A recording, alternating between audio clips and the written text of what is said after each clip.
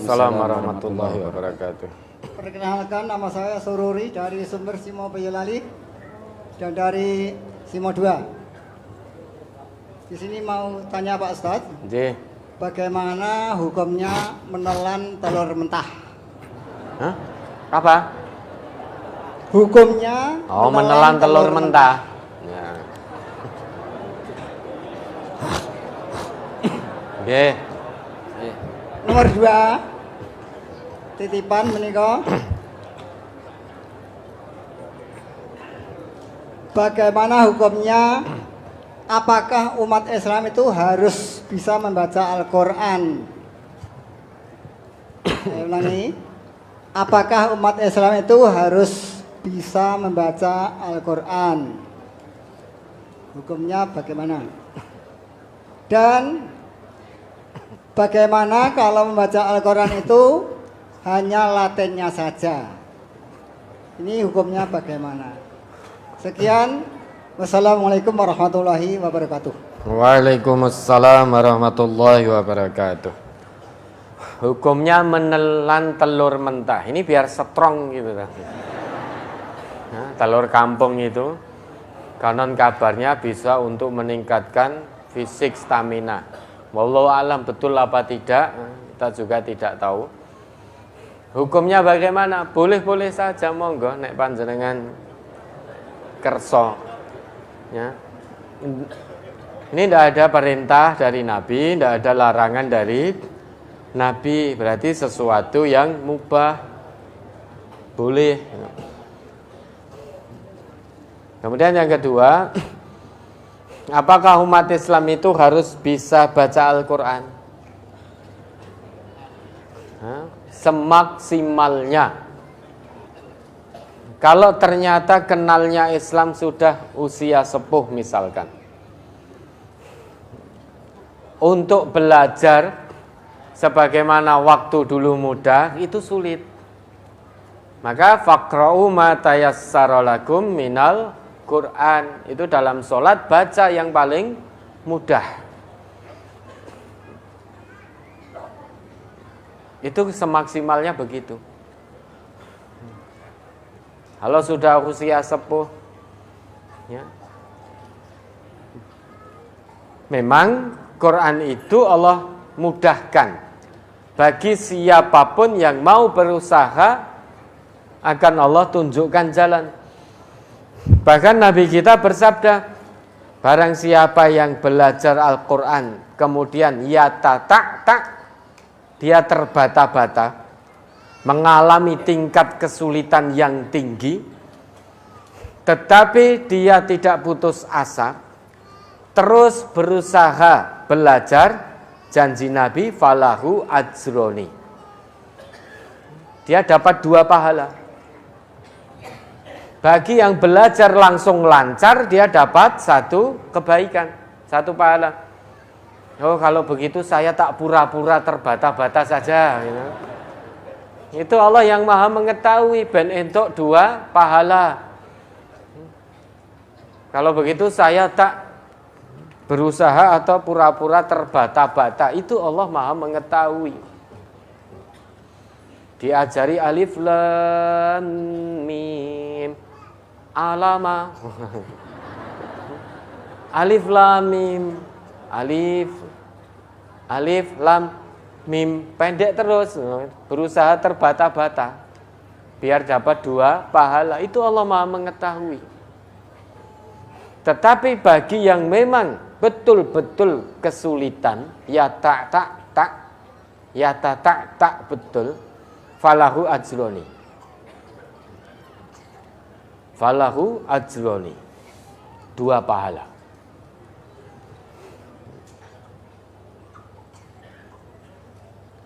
Maka ini kitab suci kita.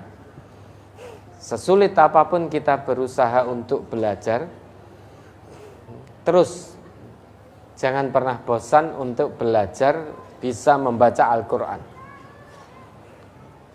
Semaksimalnya, Allah tidak akan beri beban di luar kemampuan kita. Semaksimal kita. Semaksimal kita. Jangan pernah bosan berhenti untuk belajar Al-Quran. Setidaknya belajar cara baca panjang pendeknya. Makhrotnya, kalau bagi yang sudah sepuh-sepuh, makhrot itu sulit sekali, sangat sulit sekali. Apalagi yang sudah giginya ompong semua. Sudah kami sol-solen. Hampir kami sol-solen. Beliau ngendiko bahasa ibunya saja, bahasa Indonesia atau bahasa Jawa, itu sudah tidak bisa cetha. Apalagi suruh makhrot. Ini hamas, ini syiddah, ini rokhwah. Sulit sekali sudah. Mengingat hamas, rokhwah, syiddah itu kelingan-kelingan gitu. Apalagi diajari sudah sepuh, diajari a, i, u, ba. Pakai kertasnya kabur, ba itu. Pakai tisu gini biasanya. A, i, u, ba. Belum lulus, randang sido-sido maca Quran nanti. Maka pengajar-pengajar tahsin di MTA, bijaksanalah panjenengan dalam ngajar tahsin. Jangan semua anak didik disamakan dengan kemampuan panjenengan. Likul kallimin nas ala qadri uqulihim. Bicara dengan lawan bicara sesuai kadar kemampuan. Kalau memang itu dalam usia-usia pendidikan, masih kecil, remaja, muda begitu, silahkan jenengan ai ubae tenanan. Sampai kabur ai ubah, urung lulus tidak apa-apa. Belum lulus tidak apa-apa. Karena itu masa usia belajar. Masih bisa untuk berubah. Tapi kalau jenengan ngajari bapak-bapak atau ibu-ibu seusia sepuh 50 ke atas, 60, 70, lah kok kon ai ubah nganti pener piye terusan. Berarti jenengan tidak menguasai kemampuan lawan bicara yang sedang jenengan ajari. Egois kalau begitu. Maka ini tahsin di kita ya, pengampu-pengampu tahsin ini yang ngampu sepuh-sepuh, makhrotnya jangan angel-angel. Makhrotnya jangan angel-angel, jangan seperti ketika panjenengan mendidik siswa-siswi LPPT. Kalau ai ubah rodok kabur sidik ndak apa-apa. Baba wali babna minal mubni. Itu orang tidak terlalu kol-kolah juga ndak apa-apa. Yang penting panjang pendeknya betul, tajwidnya, gunnahnya, idharnya itu betul. Jangan suruh ngapalkan ini syiddah, ini rokhwah, ini imalah.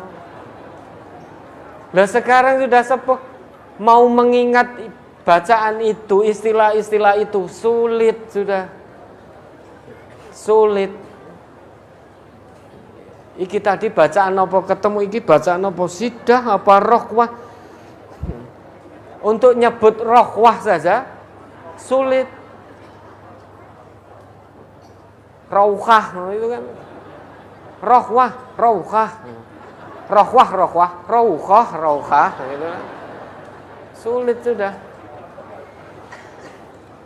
Maka pengajar-pengajar tahsin ini ya di MTA, kebetulan panjenengan masih usia muda, bersyukurlah kepada Allah.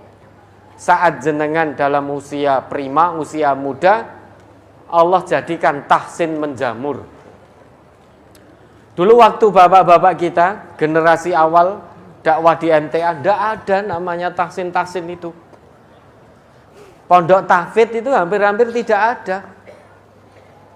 Dulu itu kita diajari untuk membedakan qaf dengan kaf, ben cetha, nek qaf nyekluk. Kalau shot itu sampai sing shot. Dulu begitu. Bentuk kemaksimalan kita karena belum ada tahsin, tahfidz itu belum ada. Maka jangan nyalah-nyalah ke. Wah itu masa guru daerah ihdinas siratal mustaqim.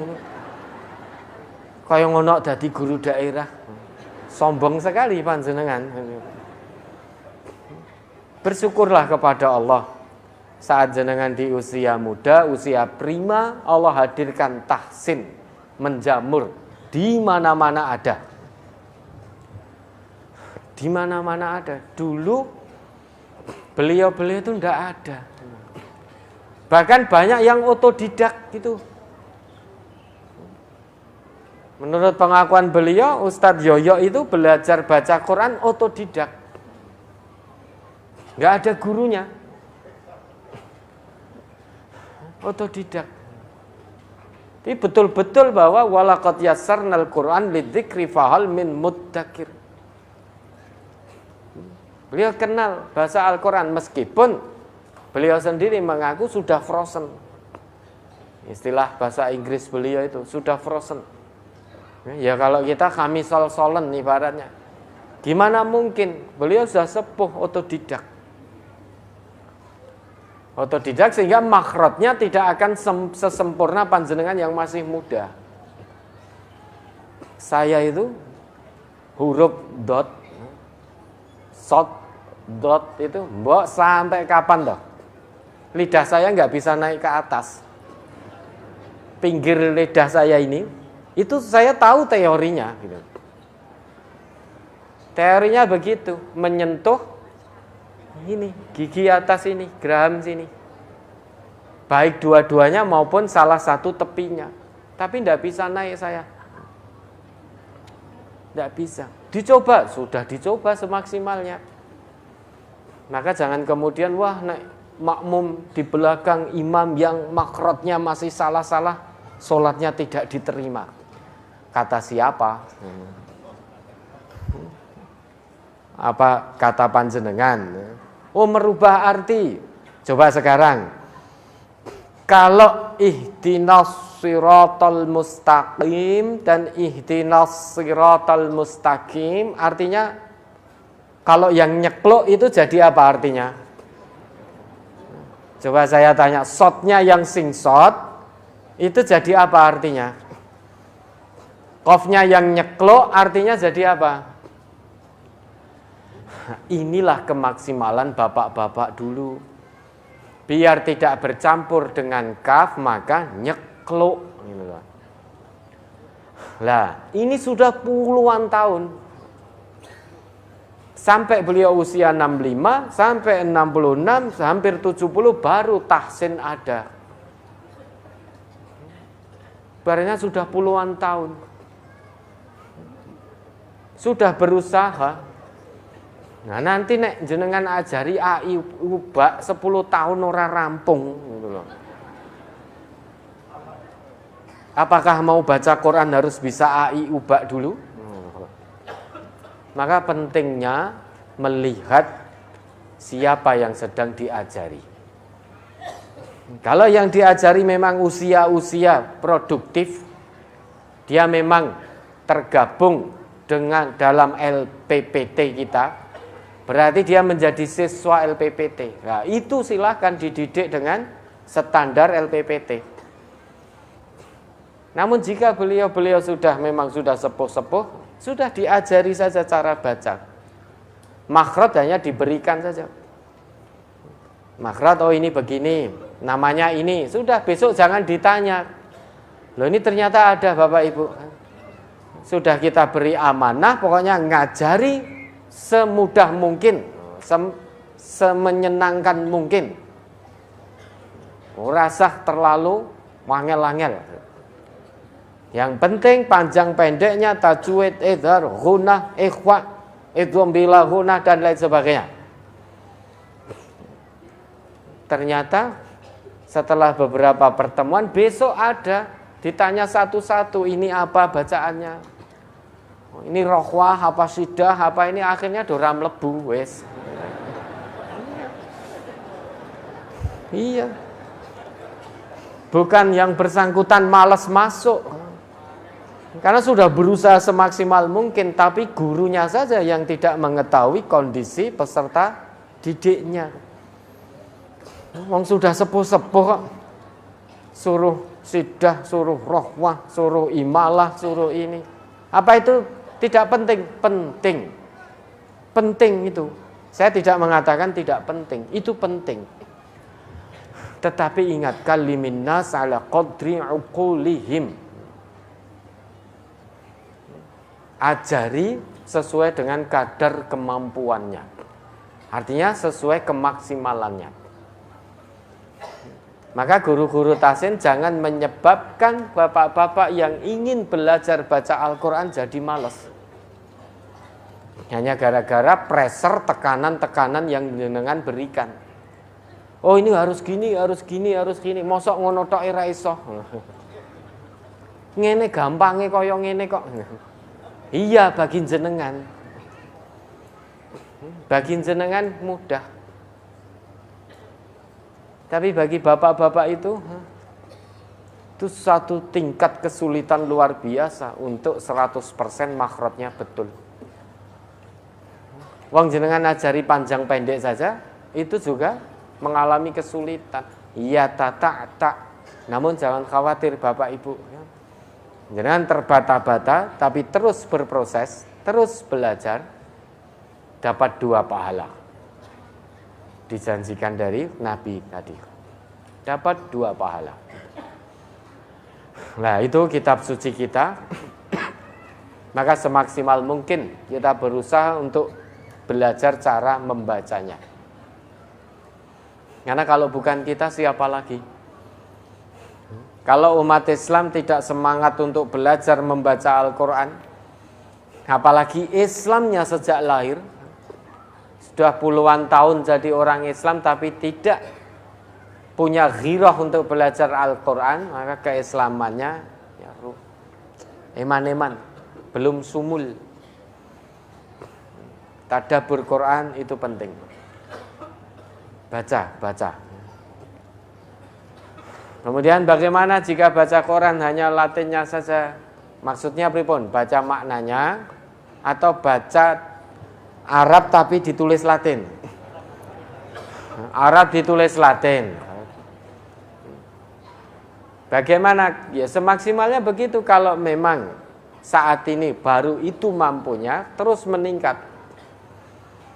Alladzina. Kalau jenengan baca Latinnya itu banyak bingungnya nanti. Ya. Apalagi kalau Latinnya dengan ejaan zaman sekarang. Alladzina, zal itu kalau tulis Latin ejaan sekarang itu huruf Z, bawahnya ada titik. Bawah atau atasnya gitu, lupa saya. Itu ada titiknya. Kalau dulu zal itu dengan DZ. Ejaan dulu itu DL itu untuk apa? Dot DL. Sekarang dot itu bukan DL tapi D bawahnya titik. Jadi huruf D di bawahnya dikasih titik itu dot. Dulu sa itu TS. Sa. Iya, sa itu TS dulu. Kalau ejaan zaman sekarang, sa itu huruf S, bawahnya pakai titik. Ejaan zaman sekarang. Kalau jenengan baca Latinnya dengan yang ejaan sekarang, tidak akan bisa baca. Tidak akan bisa baca itu, karena sudah beda. EZD-nya beda. Transliterasinya beda. Oleh sebab itu brosur-brosur kita masih mempertahankan ejaan lama. Kenapa? Biar tidak hanya bisa dibaca oleh generasi saat ini saja. Sehingga generasi yang sudah di awal-awal tetap bisa membaca. Dengan perhatikan brosur kita itu ya, DL itu masih dipakai, DH masih dipakai, SA itu ya TS, ZAL itu ya DZ. Ejaan kita masih pakai itu. Nah, kalau memang saat ini baru seperti itu, sah-sah saja, boleh-boleh saja, tapi tingkatkan untuk bisa belajar membaca Arabnya. Mudah kok, mudah. Mudah, pelan-pelan, tidak apa-apa, nanti terbata-bata, dapat 2 pahala. Dapat 2 pahala. Kebaikan Al-Quran. Semua yang diikat, ditautkan dengan Al-Quran itu pasti baik. Bahkan sampai kita belajar membacanya terbata-bata pun penuh dengan kebaikan. Ada 2 pahala. Apapun itu yang ditautkan, ada sangkut pautnya dengan Al-Quran pasti baik. Oke, ditingkatkan. Sudah sepuh, tidak apa-apa. Tetap proses belajar, semangat. Dicatat kebaikan di sisi Allah. Ya, ada lagi?